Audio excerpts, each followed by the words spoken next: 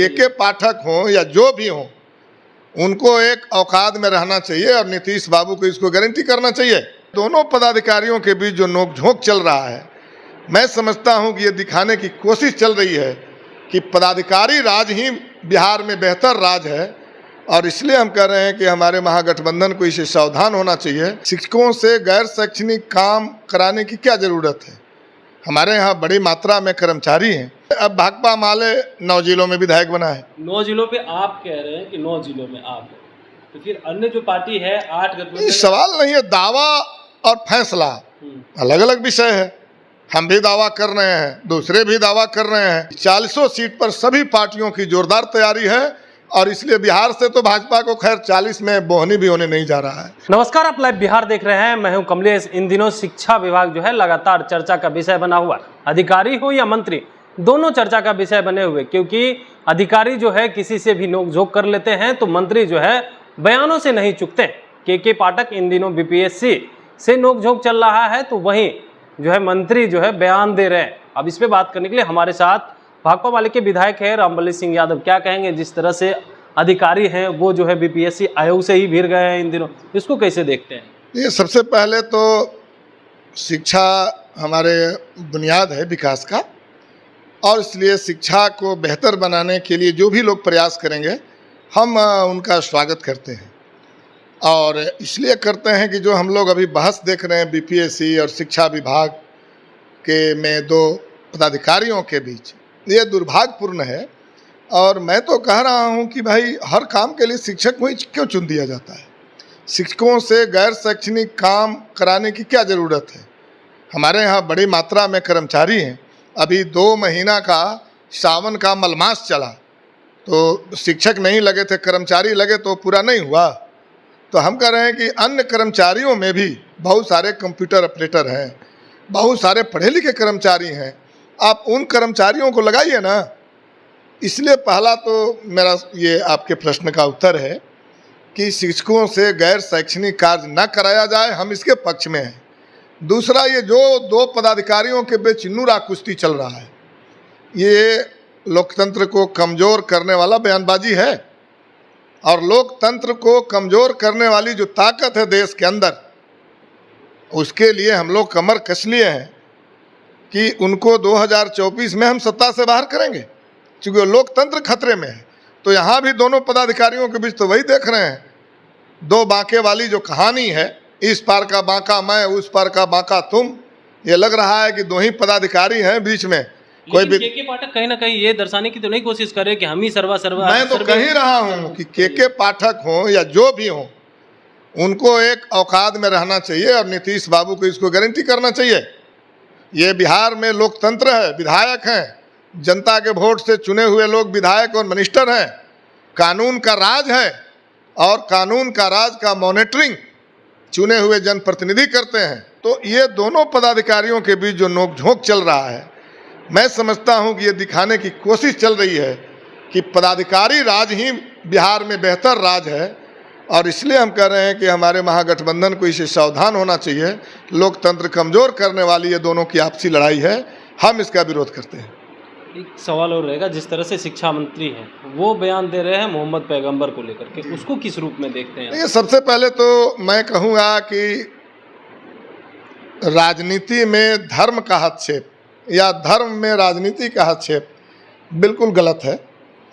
धार्मिक भावनाएं जो है आम जनता के बीच उनका आस्था का विषय है, वो कोई राजनीति का विषय नहीं है।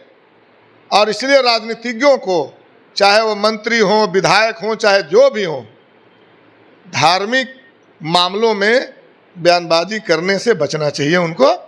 और इसीलिए मैं कह रहा हूं कि ये भाजपा को मौका मिल जाएगा ज़्यादा। वही बीजेपी वाले तो कह रहे हैं कि मंत्री वाला काम नहीं करते हैं, बयान देते रहते हैं, बर्खास्त करना चाहिए। भाजपा के पास कुछ काम थोड़े है, ये आप लोगों के मोबाइल में से निकाल के देखे रहते हैं, कने जुगाड़ लग जाए, कुछ कहीं बात अगर स्लिप कर जाए तो उसको तीर के ताड़ बढ़ा देना है। तो भाजपा के पास कोई राजनीति है? ये तो धार्मिक भावना को ही भड़का करके, गरीब लोगों को आपस में हिंदू मुस्लिम करके, नासमझ लोगों को इस्तेमाल करके ये राज कर रहे हैं। ये राज तो इसी आधार पर कर रहे हैं और देश की जनता पूरी तरह समझ चुकी है। और इसीलिए ये तो बजरंग बली का इस्तेमाल किए थे ना कर्नाटक में, कहाँ जीत पाए, नहीं जीत पाए। और इसलिए अब भारत जो है ऐसी स्थिति में नहीं है। अब देखिए अभी चंद्रयान हमारे वैज्ञानिकों ने कितना शानदार पूरे दुनिया के लिए मिसाल कायम किया कि चंद्रमा पर चंद्रयान 3 का लैंडिंग कराया। अभी भी कह रहे हैं कि इसमें भी मेरा ही योगदान है। और वहाँ भी जाकर के देवता की स्थापना कर दिए, शिव शक्ति अब क्या क्या है, उसका भी कह रहे हैं कि भाई ये देवी देवताओं की कृपा से हुई। तो इनका यही काम है। इसलिए हम कह रहे हैं कि हमारे जो भी मंत्री हों, विधायक हों या जो भी जनप्रतिनिधि हों, धार्मिक मामलों में, चूँकि वो आस्था का किन्हीं का सवाल है, वो अच्छे हैं कि बुरे हैं वो आस्था मानने वाले लोग सब जानते हैं।